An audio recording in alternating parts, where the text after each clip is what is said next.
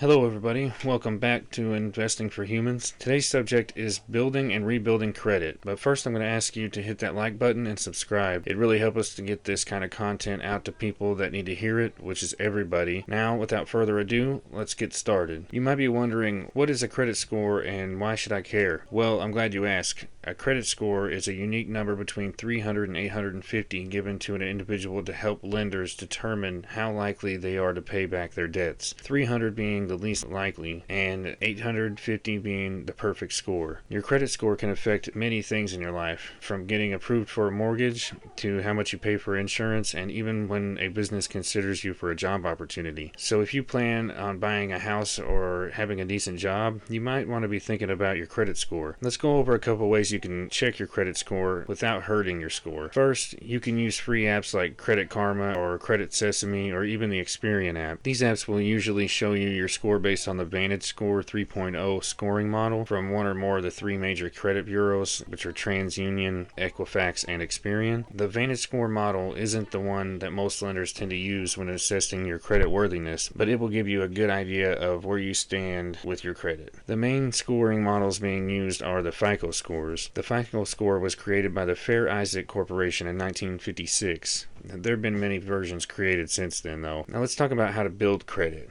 Getting a loan or a credit card is the easiest and simplest way to build credit. There are companies that center their whole marketing strategy around helping you build your credit, such as Credit Strong, Self-Lender, and Kickoff. They offer multiple ways to build or rebuild your credit. A secured credit card is a good way to build credit as well. You just have to put down a deposit and that becomes your credit limit. This is helpful for people with bad credit because the deposit ensures the lender that you won't borrow more than you can pay back because it is essentially your own money you are borrowing. You can also ask to be added as an authorized user on a friend or family member's credit card. If they have a good history of on-time payments with that account, it could help you out tremendously because the entire history of that account will be added to your credit report as if it was your own. There are 5 major factors that affect your credit score, and they each make up a different percentage of your credit score. These include your payment history, which is 35% of your score, credit utilization, which is 30% of your score, account age, which makes up 15%, new credit, which makes up 10%, and the credit mix, which makes up 10% as well. So the majority of your credit score is made by making on-time payments and not maxing out your credit cards. Here's a tip: you really shouldn't use more than 30% of your available credit at any given time, and that'll really help your score out a lot. I'll leave a few links in the description to some websites that help you build credit, along with some good reading material on credit building and maybe some referrals so we can both make a little money or something. This video is actually going to be a precursor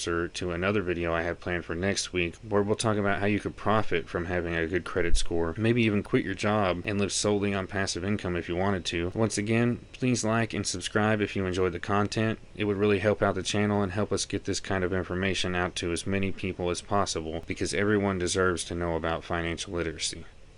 Alright, see you next time.